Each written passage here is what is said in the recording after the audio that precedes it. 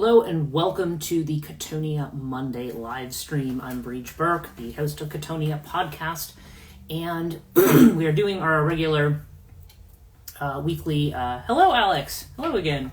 It's just like this morning, right? Only I'm in a different place. I'm going to be talking today, giving an update on things with Chthonia. Now, I seem to be coughing kind of on and off, so I have my glass of water here in case I erupt into a coughing fit, which I sincerely hope does not happen. But yeah, it's kind of been an on and off day. I've had people messaging me saying, like, geez, have you had bad headaches and have you had different things? Hello, new podcast episode was great today.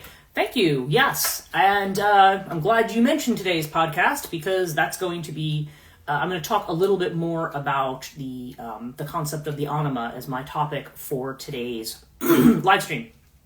Kind of delve a little bit more deeply into what I was talking about in that episode, or at least certain aspects of the psychology there. So the first thing that I was going to mention today was just some updates on Chthonia itself.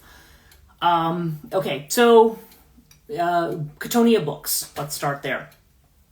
I have ordered copies from the distributor to have as stock of most titles, and I also ordered Archetype Possession through Amazon.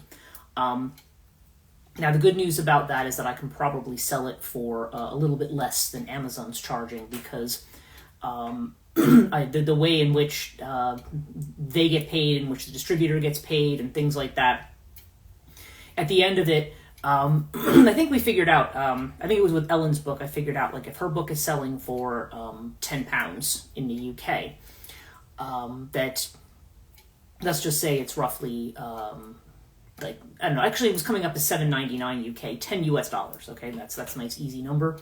And she sells 8 copies, she should make $80, right? No, at the end of the process, I think she made $15 for those 8 books, okay? They get the 55% discount to the retailer who carries it. I mean, now I do get that discount when I order them too, which is good. And then they take another almost 30% off because of printing costs and everything, because that's how they don't charge you for setup, but they take all of that off the top sales.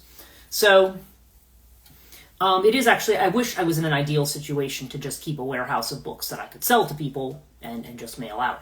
However, as the holiday season's coming up, I actually I'm going to have like 5 copies of everything. I don't think Ellen's book I had ordered with the 5 copies, because I think she's doing more sales in the UK of that book. But if people do want me to hold copies of that, I may go back and order some more. I have to look at what I did, because I had some copies in stock of some things and some of others. So then I'm going to put together my Square vendor thing, and I will have a link for the shop, the Chthonia Books shop, which I will post to my website, which is chthonia.net, and I'll also share the link on social media so people can go directly there and shop for whatever books. Probably there'll be like $5 shipping, because media mail shipping is about that now. It's about $4.85 or something like that. Within the continental U.S. Now, it's anything that is outside the USA. If people want it from in another country, then that's going to be then people would have to contact me about shipping, because there would have to be an additional charge, because I have to do customs.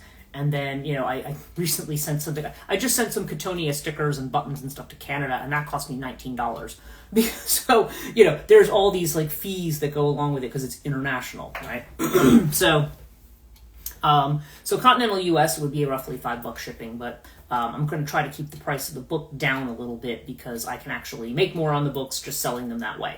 And again, I wish I was set up to just have my own store and my own storefront, but I just don't, especially since I'm moving maybe in my cards for next year. I don't want to have too much stuff around. I don't want to have too many. I'm trying to get rid of things. I think I posted in a couple places too. I'm still selling off my Edward Gorey collection. Those of you who are fans of Gothic art and the kind of macabre humor of Edward Gorey, which I think is just brilliant. I'm keeping a few Gorey books, but there's some that I'm just like, okay, I need to thin out my collections. And that one, again, that's kind of a thing that people tend to like. Excuse me. So those are up on eBay, and eventually so people can take a look at what's there. If, like I said, if people want them for themselves, they want it as a gift for somebody else, and people are trying to avoid Amazon, which a lot of people are right now. A lot of people are not particularly thrilled with Jeff Bezos, which they might not be anyway. But hello and welcome. I'm just giving the updates here. Just mentioning I'm going to have Chthonia books up as I'm going to have some copies to be sold from the house that people would, so people don't have to go through Amazon. And again, I'm not ordering huge numbers. I'm not expecting there's going to be a run of people wanting hundreds of copies of this. And also selling some of my stuff on eBay, which I've posted about. So that's the kind of book update. The ISFM, Institute for the Study of Feminine Myth. There's now a merch store for that. I've added it to the Chthonia Spring store. I have created some t-shirts, I think a hoodie and a mug. And I think also stickers too, if people want those. I'm just doing them through spring. I've tried to keep the the prices down on some of them because I've taken, even though it means a less of a profit for me, again, like with going through the distributor for the books, I'm still kind of keep trying to keep it a little more affordable. They only, in order to make a certain profit, it seems like they're charging like $40-$50 for like a hoodie. I'm like, that's ridiculous. Who wants to pay that? I mean, I have paid it in the past, but everything is going to be expensive enough.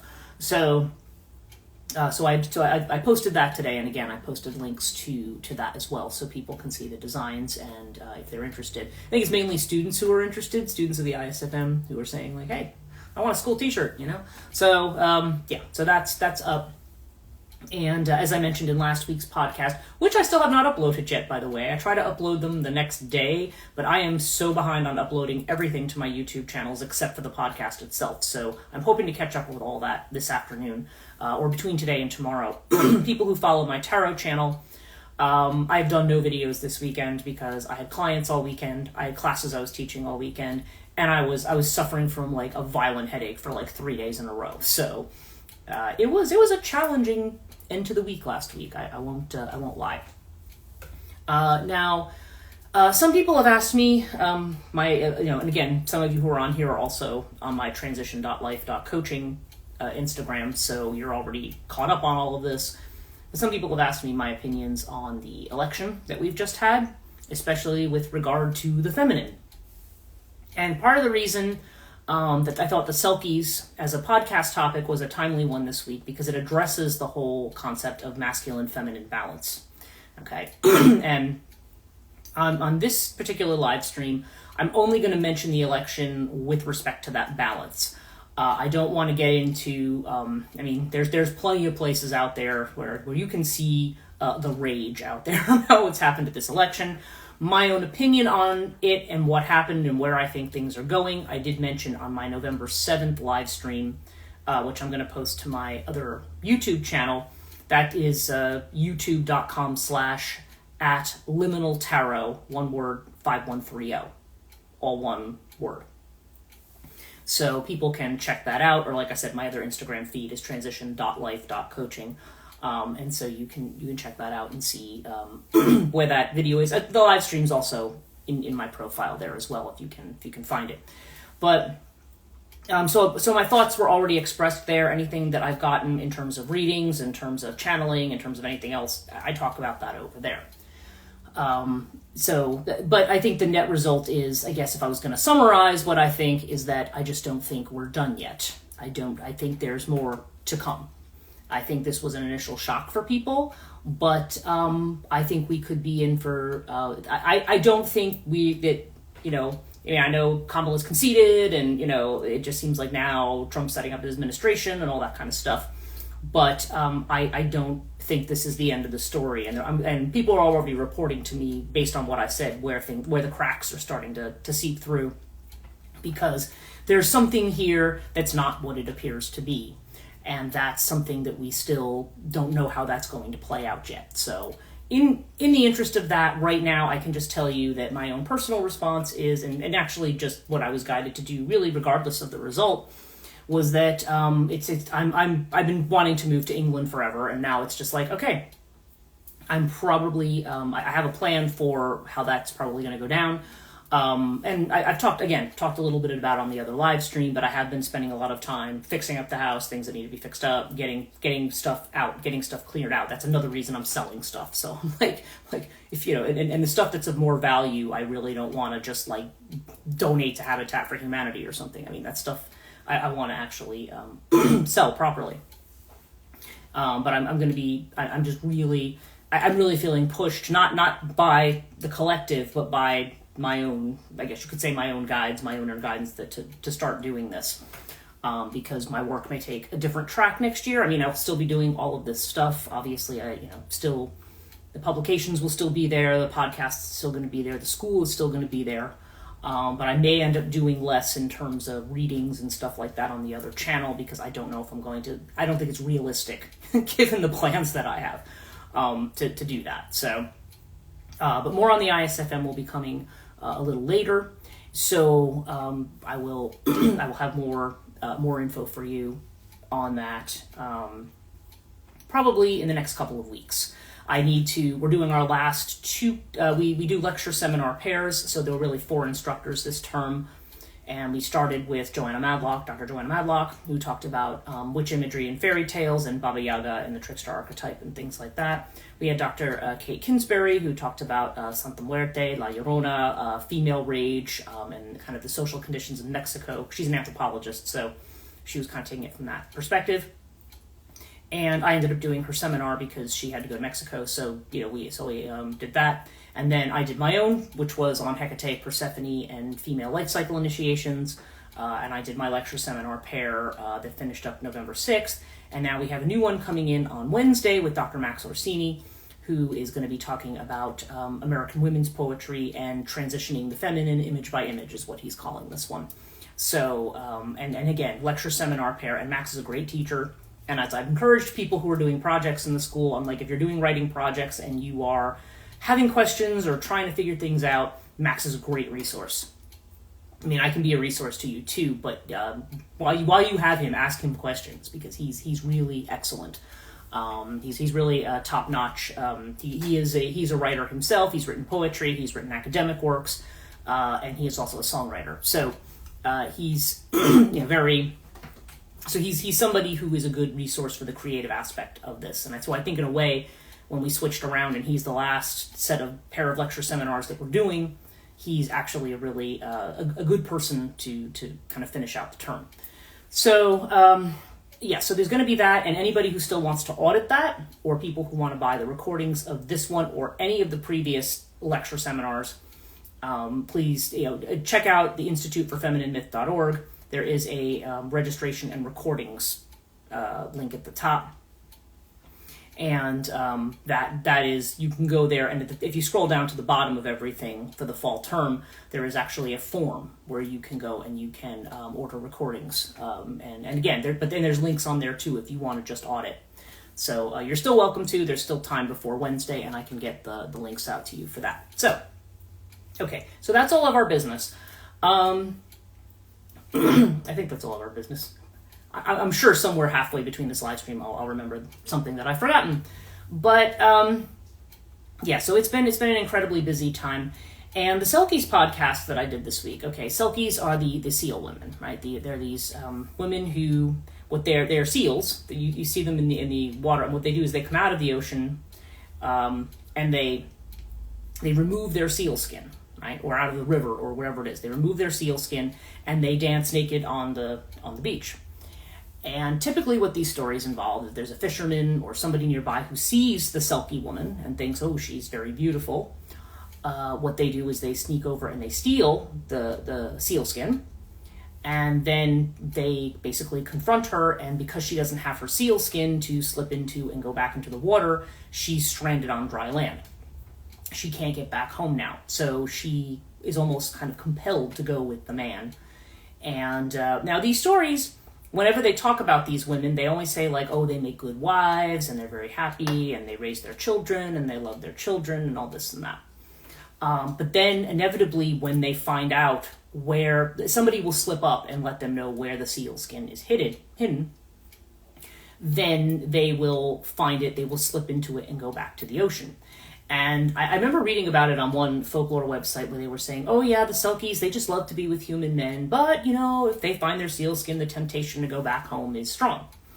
And I'm like, I don't know if I would quite couch it that way.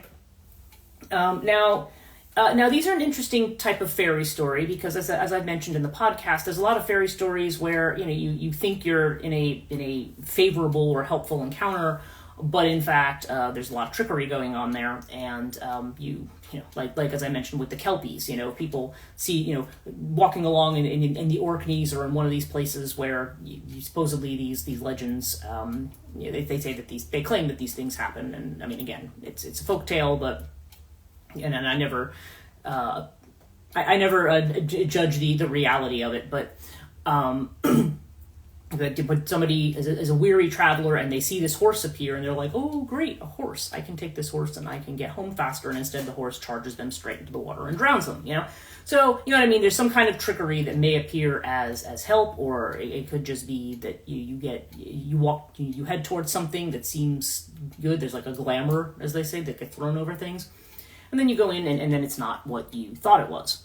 So, okay, so there's this. So the Selkie is not like that. It's almost like the trickery's in reverse, because she comes out onto the sands to dance, and the man comes and steals her skin, and so now he's like tricked her. He's trapped her basically into becoming his. It basically tricked him into becoming, his wife.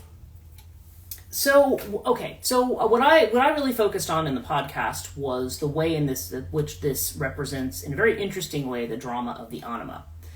Now, what is that? Okay, well, if we talk about Jungian terms, the anima or animus is considered to be the soul projection. Now, it's a complicated thing to talk about in modern terms, because when we talk about ideas of gender, a lot of these are talking about it as typical man-woman relationships. I'm going to say typical in the sense of what was considered to be traditional, maybe, right? Because nowadays, obviously, there's men who have relationships with each other, there's women who have relationships with each other, there's bisexual people, there's gender fluid people, there's trans people, there's all kinds of ways in which to try to simply make this about what we may have biologically thought of as man or woman. There's other permutations of this where people will say, yeah, but what about that? And so when I talk about the soul projection, my feeling is always, okay, well, if you find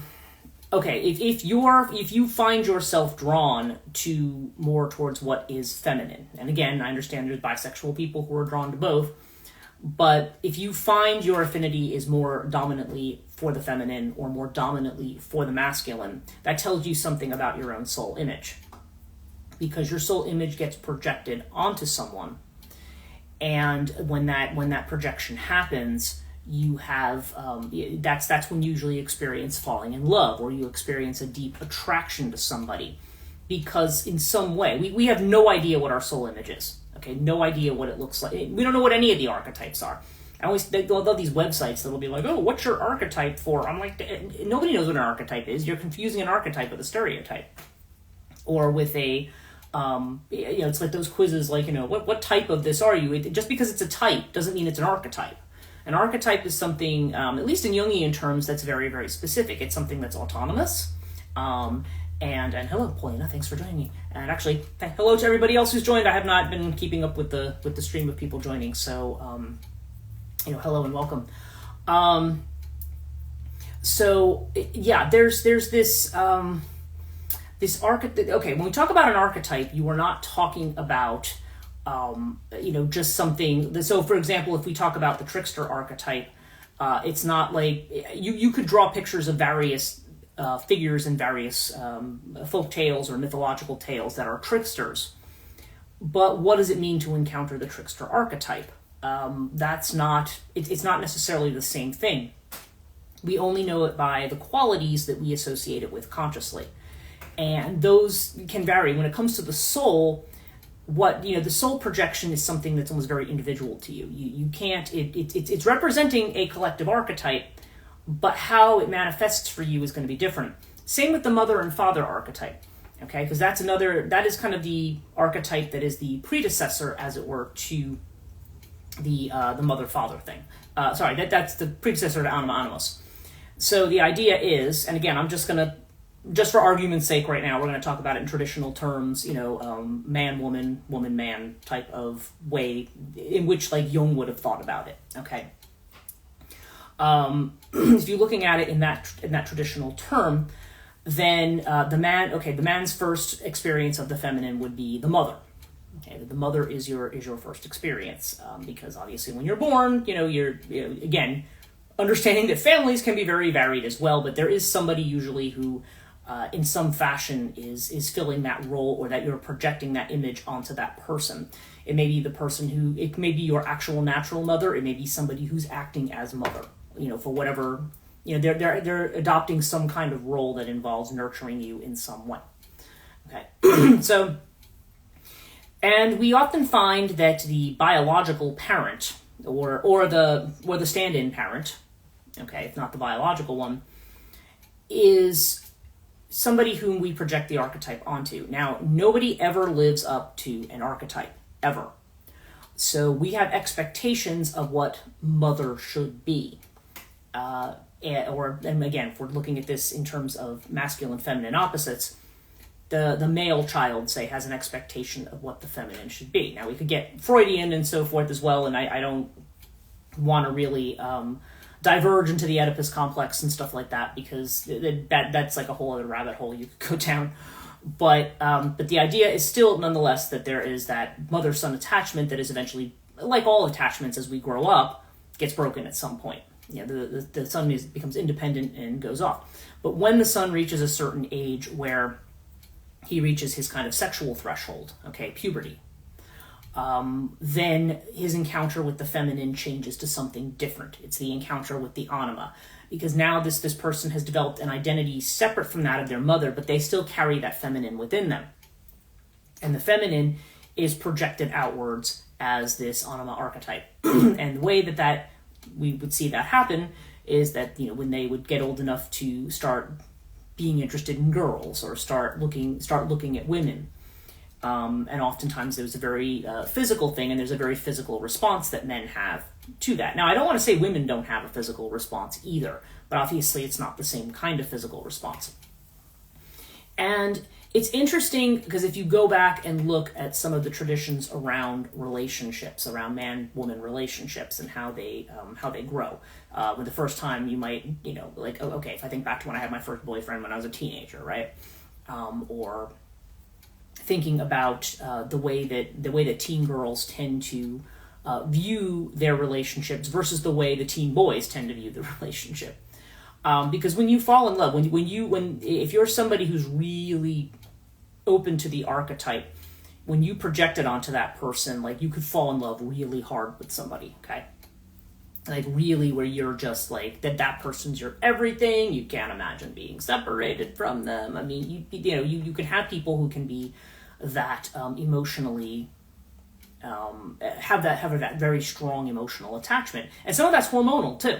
I mean, you're in a phase where your hormones are extremely active and doing the thing that they do, and so your desire to merge with that person is very, very strong, which is probably why we had so much stuff in our culture around don't have sex with anybody. Like, the worst thing in the world's going to happen to you. And to be honest, there are consequences to having sex at any age, really, but particularly at that age, I remember being in Catholic school and kind of having the thing of, you're either going to get an STD or you're going to be pregnant, and both of those things are very real possibilities. This was the 80s, the era of AIDS, right? So you had a lot of people were worried about that too, and again, that was a very real thing.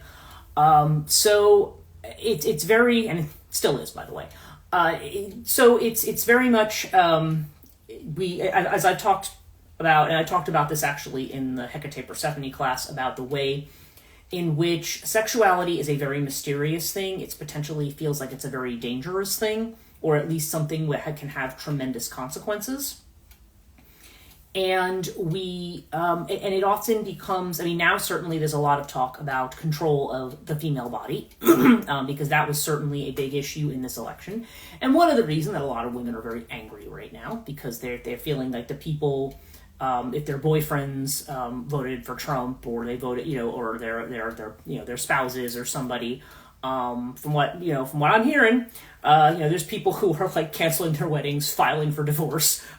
People are mad because they feel like, you're not respecting my sovereignty. You're not respecting, by voting for somebody who wants to impose a very, very strong, anti-woman agenda, really, because it interferes with women's health. It's just literally about saving babies, which completely, it really does not belie the complexity of issues around abortion.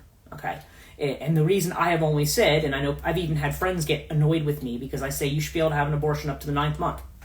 Yeah, and the law should have nothing to say about this. And people say, well, how could you say that? It's a child at that point. And I said, because if you have a serious complication and become septic in your 8th month and you're going to die and so is the kid, you need to have an emergency abortion. You can't wait for the courts to tell you it's okay. There's a lot of reasons. Ectopic pregnancies. You could point to a lot of things, but once again, female anatomy is not something that's really very well understood or as I get older, it's more and more evident to me how little anybody knows about what my body's going through right now at my age. And and that's just my personal thing. I mean, other people certainly can tell you their stories and their horror stories as well. And a lot of times women suffer through a lot of stuff connected to hormones, and they're just kind of told, oh, well, it's natural, that's how it is. And we're just supposed to be okay. That's just, and it's just written off. Remember the term, Aristotle had the term hysterios, right? The idea of hysteria, that hysterios, of course, has to do with your uterus, right? And really, I think they said the original, I remember learning this as an undergrad, that the idea that the uterus would somehow detach itself and get lodged in another area of your body, and that's why it would give you pain, because there was no apparent physical cause for the pain. So it must be that your uterus was acting up. And that's kind of become the catch-all for women being hysterical, meaning, oh, it's all in their head and they're just weak and can't, floating uterus. Yes, exactly, Alex is saying. Yeah, it's like, yeah, that was the idea. And it's a ridiculous and laughable idea, but although I wouldn't doubt that, some people currently in Congress probably believe that. But it's very... Yeah, this whole idea, femininity itself is a mystery, and it's not one anyone's delved into because we're not in a society that thinks it's all that important. Okay, and that, I'm just stating a fact. That's just kind of how it is. And there's men who say, no, well, that's not true. I'm like, yeah, you try living in a female body and trying to get help for the stuff that you get when people kind of go, oh, I don't know, must be you. No, it's not me. When I watch, one whole side of my head swell up, or I watch, certain things go on. I mean, forget about the normal menstruation stuff. I mean, there's all kinds of other stuff that happens to you. People who have PCOS, people who have different conditions that come up as a result of what's happening with female hormones, or their feminine body and how it's responding to the different stages. And there have been people who've literally gone to hospitals for batteries of tests to have them in the end go, it's menopause. But nobody knows how to help you. They'll give you HRT or something like that, but it's like, yeah, HRT doesn't always work. Just throwing more hormones at somebody, doesn't work. A lot of times that's the endocrine system's, something you don't want to mess with too much.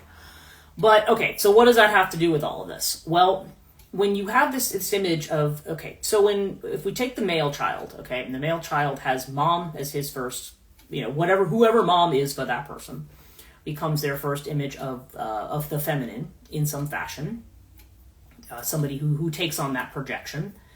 And then when you reach puberty and all the sexual stuff becomes active, then the anima becomes active. And we often talk about the anima as the muse.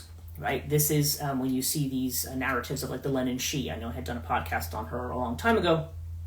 The fairy woman. Okay. And she's a fairy woman who is like, she's the beautiful woman who comes and visits like the starving artist, and he's so in love with her, and he's so inspired to write, right? That's the image of the anima as the one who is the beautiful woman who inspires. The anima also is the witch figure. If we look at Greek mythology, and we look at the mythology of Medea, or the mythology of Circe, or Circe, if you want to say it more the Greek way, the way in which Circe, she takes Odysseus's men and turns them into pigs, right? And the way that he manages to overcome her is when she casts her spell on him. Hermes has given him an herb, the moly herb, the holy moly, literally. And when Circe tries to do her magic on him, it doesn't work. So she changed tactics instead, and then she's like, okay, well, why don't you sleep with me instead? And he's like, okay. So it's like Odysseus, in his own way, manages to work with the anima by seeing past her spells, by not turning into a pig, right? By kind of moving past that. We see this idea of, and so with Medea, the whole problem in the Argonautica, Jason, who is a total, the more I've read the Argonautica, the less respect I have for Jason every time I read it, because he's literally a do-nothing. He's like a sop. He just walks around like, he's supposed to be entitled to this kingdom. And every single thing that they encounter, every single challenge they encounter on their journey is always managed by somebody other than him. And even when he gets to his heroic task of taking the golden fleece, it's Medea who does it for him. She basically drugs the dragon that's guarding it and then sneaks in and gets it for him. I mean, he doesn't do anything. And then he thanks Medea by, when they get back, of course they're considered to be murderers, because then they murder the brother, I think it is. And so then the brother or the king, can't remember, it's one or the other. But anyway, then they leave. They're kind of pursued, and then they have to go be purified. And actually, it is Circe, who is her aunt, who actually does the purification. And then he thanks her by when he gets to Thebes, that he's offered another wife with better standing, and so he's going to abandon Medea and her children. And he's just kind of like, just get over it. This is the right thing. And so she manages to. So she ends up taking and killing. First of all, she gives the bride a dress as a gift, and as soon as she puts it on, it sets her on fire. And then she kills all 3 of the children and takes off in the chariot of the sun. And we just think, Medea, what a horrible person, what a terrible mother. I'm like, no, there's a wronged woman, there's a wronged anima. Okay, there's that expression of anima as the woman, the enraged woman who is wronged. Okay. And it's like, don't mess with the power of the anima. You're messing with the power of the anima, and you expect that you can just take advantage of it with no consequences, right? So we kind of see that there, and people do have that social interpretation.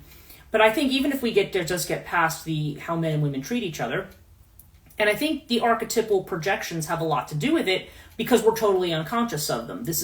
We just say, this is how relationships work.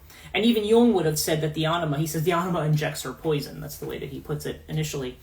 But this act of seduction, right?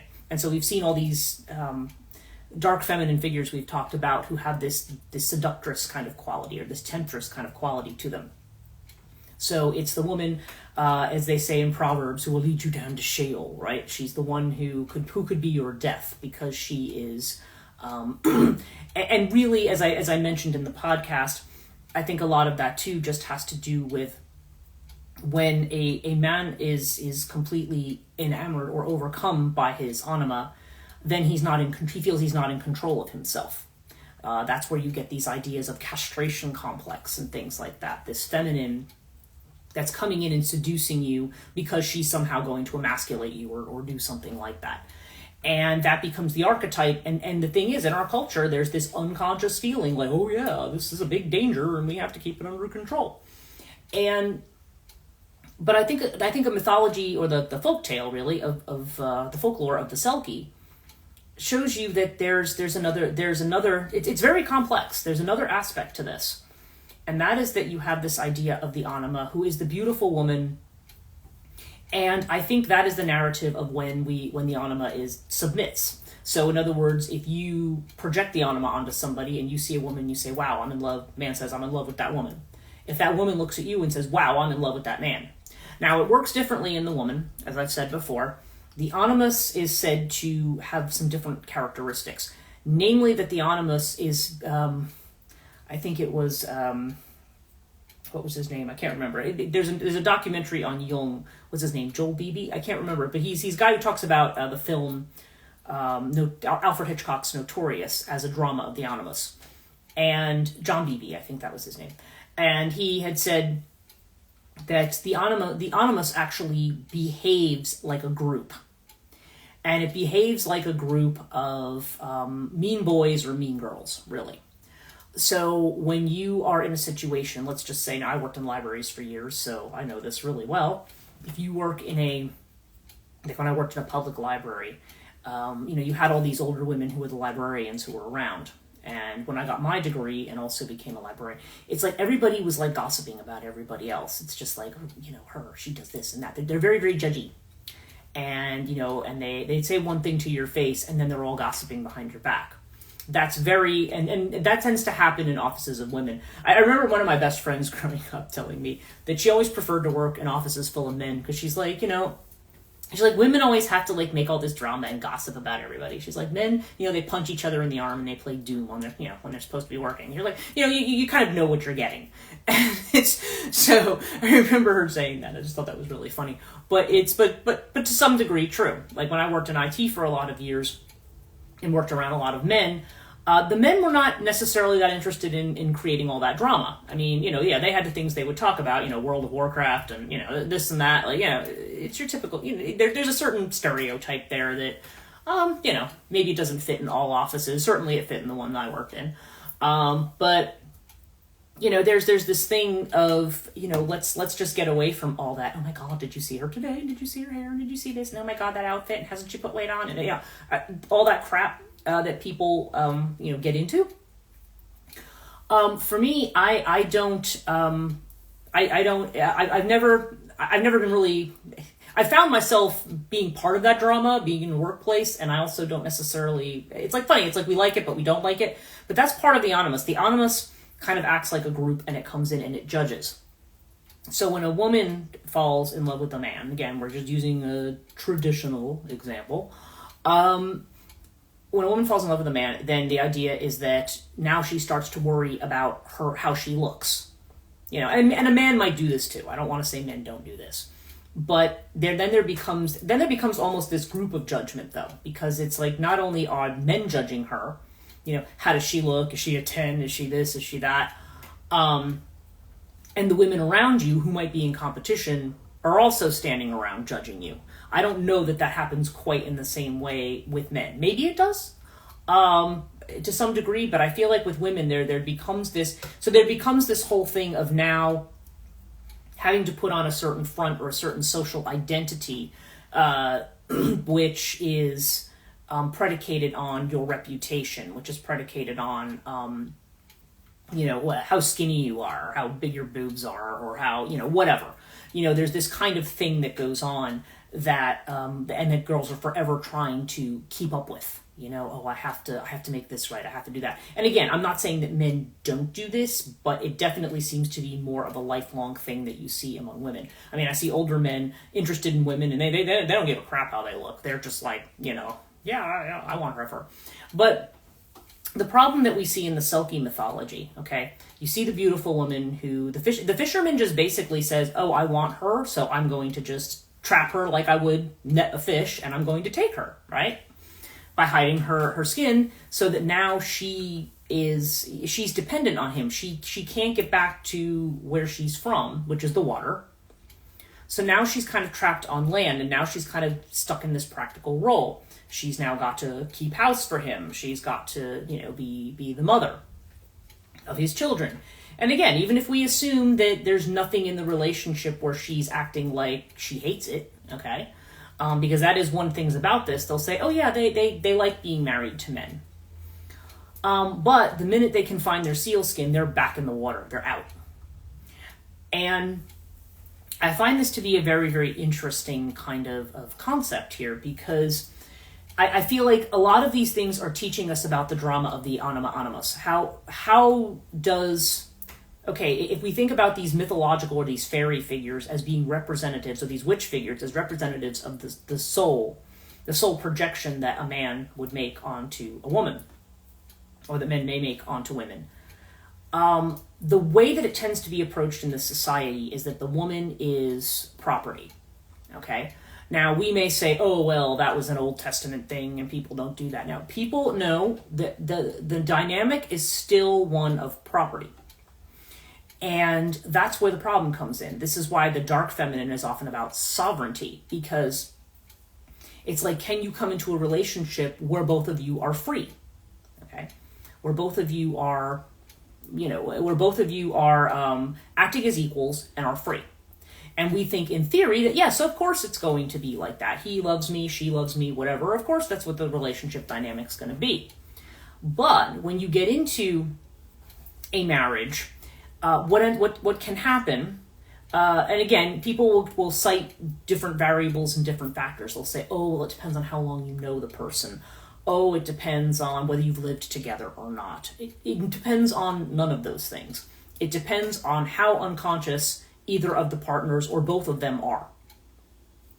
And you can be unconscious for years. You can never see what you're in. And then the minute you settle down into marriage, which has its own, that's when you see the anima switch back into mother. And that's when the man may tend to view her as, okay, like in this story, okay, now you're responsible for the housework and you've got to take care of this and that, and you need to make sure, you're going to take care of me again. You're going to be mommy to me again. You're going to do things like that. People always make fun of Mike Pence because he would call his wife mother.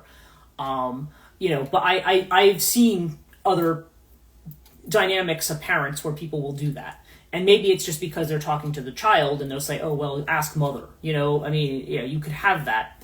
But like my dad started doing that in his old age. Does the anima also change when the wife has a child? Yes, because the anima is no longer projected onto you.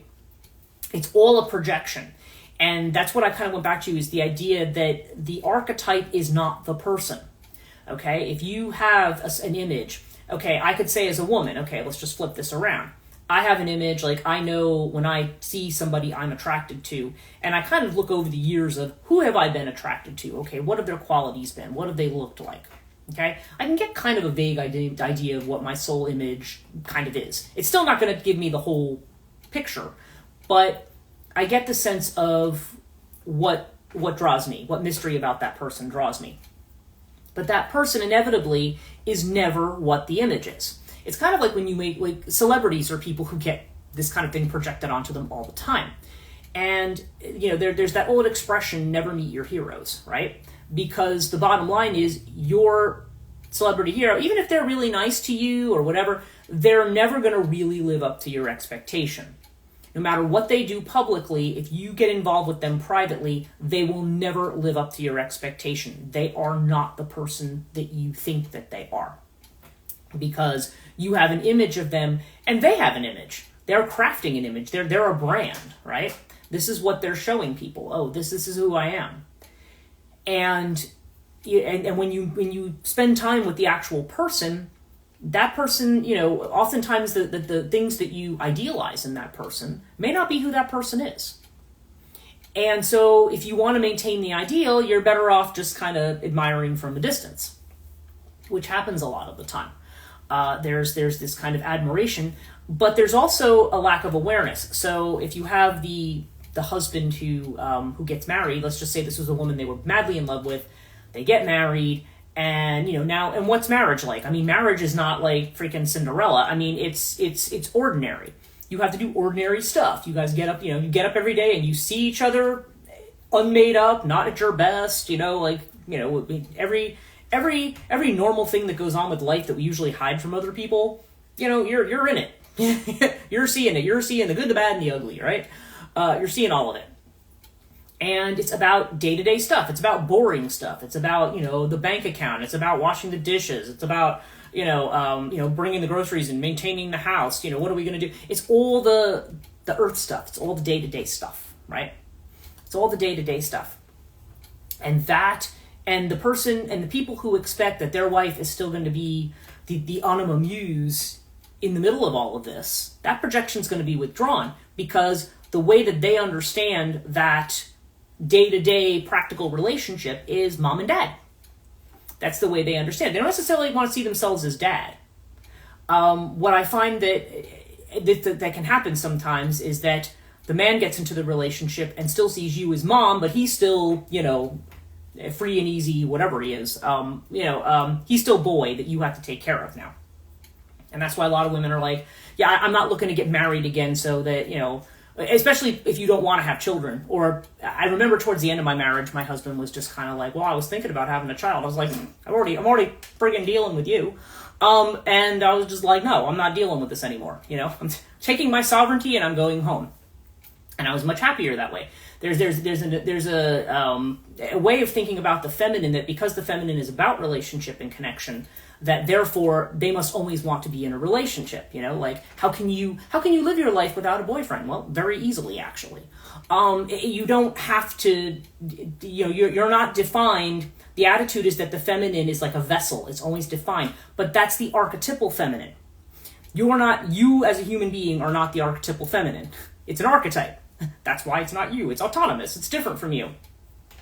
But like anything else, it's something in our consciousness, and when it constellates, meaning it swings around and that idea comes into our view, and we see it projected onto a person, we are not realizing we're looking at a projection. And so real love comes about when you realize, yeah, okay, this person's not going to live up to that, but you know what? I love them and I want to be with them anyway, and this is a person I want to live with, work with, relate to. But frequently that doesn't happen. When you see some of the conversation around it, the idea is, I've heard certain men say like, well, I'm owed. Owed what? I'm a person. I'm not property. Women are still talked about like they're property. And even kind of the laws and things that are being kind of proposed here treat women as property. You don't have autonomy. Your body is something that is the ward of the state. And the old medieval reasoning behind stuff like this was, maybe not, obviously we're talking about abortion laws and stuff like that, but the medieval reasoning was always that women are too weak to take care of themselves. You don't exist as an independent entity in your own right. And what the dark feminine says is, yes, we do actually exist as independent entities in our own right, and we have brains and we have everything else, and that seems to be a very threatening thing. So, so that's what I said, the woman with the sealskin. She may be a very good wife, she may be a very good mother, but she's let go of her soul to do that. And why does she have to let go of her soul to do that? That seems to be the exchange. It's like if you want to be, you have to give up your soul in order to have that relationship with somebody. And that, Jung has often said, that's not really the way it should be. When you talk about the concept of the syzygy, which again comes out of Gnosticism, but it's the idea of, it's like two opposites that come together like in an alchemical kind of way. So honestly, the idea is that if you have one partner, say, who is very intuitive, very imaginative, very dreamy, and then you have their partner, and their partner is somebody who's very fact-based and down-to-earth and practical, those two might actually make a really good match, because if they both respect each other and are aware of each other and aware of their own projections and so forth, to the degree that they can be, then they could potentially learn something from each other. The guy who's very fact-based could learn something about intuition, about trusting instinct, about opening the heart to emotion. Whereas the woman, who maybe if she's too dreamy, this may be somebody who's practical and helps ground her. Okay? Just giving an example. Relationships can work, but they frequently don't work that way. It becomes, like in this story, you've tried to trap the soul. You've taken away the watery essence, the seal skin, which is kind of like the heart. It's what allows you to be in the water. It allows you to swim in the water, right? It allows you to be not only in the unconscious and in the realm of image, but also into the heart space. And you have to take that off and put it away and just live this practical kind of a life that's about these things. But yet you're still supposed to be loving, right? Still supposed to always be open and loving. But it's more like you've been taken into to be the servant and to bear the kids, right? And again, people might say, well, yes, but people choose that voluntarily. And obviously, yeah. I mean, we do choose it voluntarily a lot of the time, because if you're in love with somebody, you want this to be an opportunity to work together. You want to make it work, you know? And it's not that it can't work, but like I teach my students in love mythology, there has to be an awareness of the other person. If you don't fully know the other person, if you're still idealizing them to a degree, I mean, and again, that doesn't mean that there's some people who are in love with each other lifelong. They love each other forever. And, you know, I'm always kind of envious of those people, I guess, because my feeling has always been, like, if I'm going to get together with a man and I'm going to share space with that man, I can actually do all those things, and I don't necessarily even mind doing those things. The idea of making a home, making a nest, making a place that feels cozy and safe for the people within it, I think is a very strongly feminine impulse that, you know, again, men can have it too, but when you have a man who's just kind of like, you know, yeah, you're just there, you're just another piece of furniture, and I'm not interested in this, I'm not interested in connecting with you, I'm not interested in communicating with you, you know, the old go make me a sandwich thing, you know, you're just here to, you know, to do things for me, you're this thing I've acquired. And how people can make that shift is a lot of times, if you, like I said, if you've had that anima projection onto somebody, it shifts, because now your understanding is feminine. And oftentimes you may see that these are situations where my wife is so boring and doesn't understand me. How many times have I heard that from guys? And I'm like, well, maybe you better go figure her out. You know, I'm not, you know, I'm an interesting person because, you know, I'm the outside person now, or not just me, but any woman who kind of falls into that where, oh yeah, I have my wife, but she doesn't understand me. No, you've not made any effort to understand her. Okay? Because you think that this is what she is. You think, you know, and now she's no longer, it's like you want somebody who's like the Playboy playmate and also is somehow gonna like it's some weird fantasy, like that weird trad wife fantasy or whatever. That's not what life is like. That's not what real life is like. You know, real relationships require real work and focus on real problems. But a lot of this comes from the idea that, but even in addition to this, okay, the thing about the whole Selkie myth is that it raises the question of, does a woman have to give up her sovereignty to be in a relationship? In other words, is there a Selkie who could voluntarily put her seal skin away and be involved, right? I mean, we don't hear stories like that.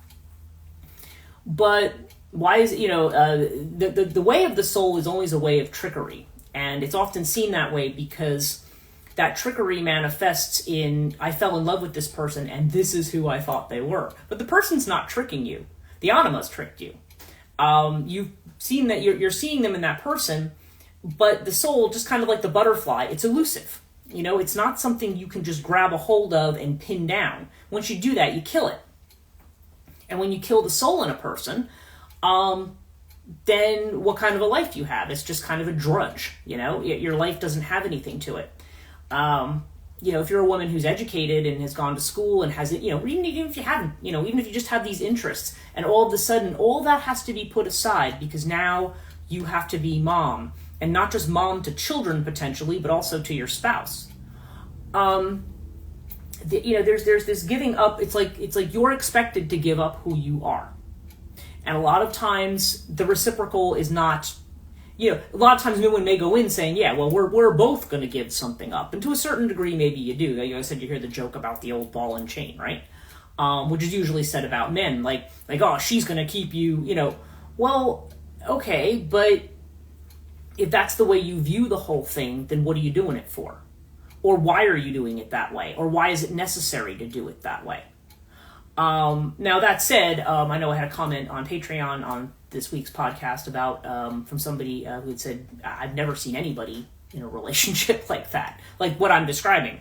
And I'm like, well, but if we're renegotiating where we are with the feminine, right? Part of the fallout from this election has been that you have a lot of enraged women who are kind of like, I don't want to be connected.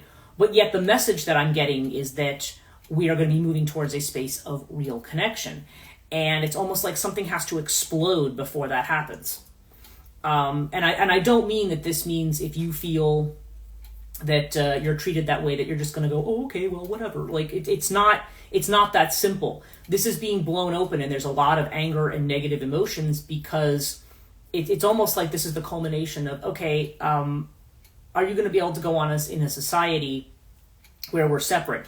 And the answer is not to say, oh, well, women just have to go back to being traditional or whatever that is. No, what's been said since medieval times and before is, what do women really want? Let's go back to Dame Ragnell and the King Arthur legends. She wants sovereignty. She wants choice. She wants to be able to make her own decisions. She wants a say in what's happening. And, she should not always be the one to make all the sacrifices. There's a give and take there. And there has to be, I think probably the better model for a relationship, if we want to look at one, is the one that we see in, and I think Jung also talks a lot about this particular story, and that is from Ovid's Metamorphoses, and that is the story of Bacchus and Philemon. And Philemon is the name that he actually gives to his soul. The soul that he talks to is called Philemon. And they are, and in that particular story, there is it's Jupiter or Jove and Mercury, because this is a Roman story. They're going through this city trying to find who still shows reverence for the gods. And so and part of that, as I say in my book, the big values there are Dike, which is justice, and Xenia, which is hospitality. And that's the thing that they're testing, is that they knock on the doors and ask if they can, be receive shelter or be put up, and they get the door slammed in their face. No, we're not going to help you. They go through, everybody refuses them hospitality except Bacchus and Philemon, who are a couple. They're a poor couple. They're just very, they're not educated, they're not anything, they're just a poor couple, and they welcome them into the house, and they say, well, we don't have much, but we'll offer you what we have, and and they're very, very friendly to them and everything.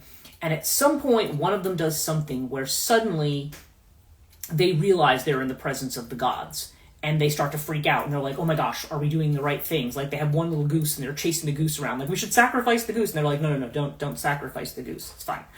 And then they explain, yes, this is who we are, and this is what we're here for, and you are the only ones who have shown that level of caring and hospitality, because the one thing about that story is that they love each other, and that love translates into love of community too.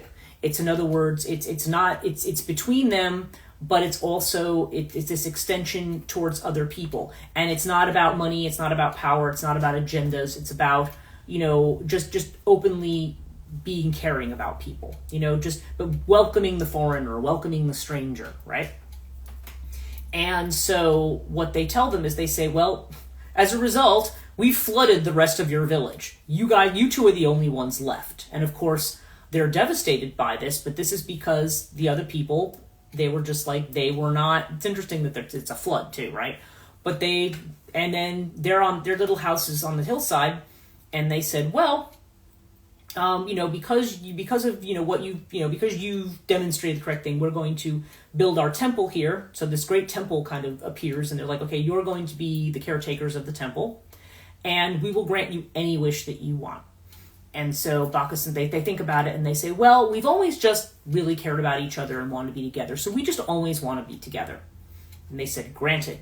So when the time came for them to die, they both turned into, I forget what the type of tree it was, but the branches of the trees intertwined. And so they were kind of together as trees. They continued on as trees, that were kind of twined together in this kind of embrace. So, interesting story. But the idea is that they're simple people. The love is not just about, oh, how hot she is, or about this, or about that. It's just real, genuine love. And I realize all love starts with attraction. You're attracted to somebody because of that projection, because that is an ideal of beauty that you have. Something about that person meets that ideal that you have. And as they say, beauty's in the eye of the beholder, right? It's not... there's not, you can see what the celebrities are doing, and maybe that shows some kind of a cultural idea of beauty for the time, because that changes a lot. And then you find yourself being judged against it all the time. That's the animus energy. You're being judged against it all the time. But you're not, but ultimately that's not who you are. And when it comes down to it, the way in which one comes into proper relationship with the anima is to grant it sovereignty. There can be an agreement to be together, but the relationships that work are ones where both people respect each other just for who they are, and love and support them regardless. And again, we know that there are narcissistic relationships. There's gaslighting. There are abusive relationships, and I'm never suggesting that anybody should ever accept a relationship like that. In fact, you absolutely should not. But that's not a relationship either. This is not about one person conquering another. It's not about one person manipulating another. It's not about one person keeping the other person in their place or chained to their spot. That's not what makes a good relationship. What makes a good relationship is that you are able to kind of work together. And even if we're not talking about love relationships or romance, we still have these kinds of ideas about masculinity and femininity in the culture, and these ideas are the ones that predicate how we approach people. And men are often in a position where that side of the emotional side of them is not developed. Oftentimes when they start to fall in love, it tends to be more about a physical impulse than it is about really loving somebody.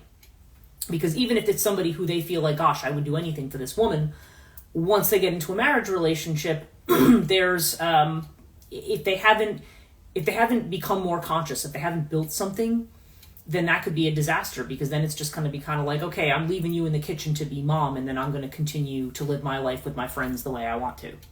And you're not part of that. You're just here to, And like I said, women are not property. And it's a matter of learning to see the feminine for what it is, for the power that it has, and rather than seeing it as a threatening power, seeing it as a power that you can work with. So a lot of these different stories are showing the problems of the way in which we approach the anima. And that is my TED Talk for today. I hope you guys enjoyed this or found it enlightening. Obviously, I'm going to be posting the link to this, the live stream.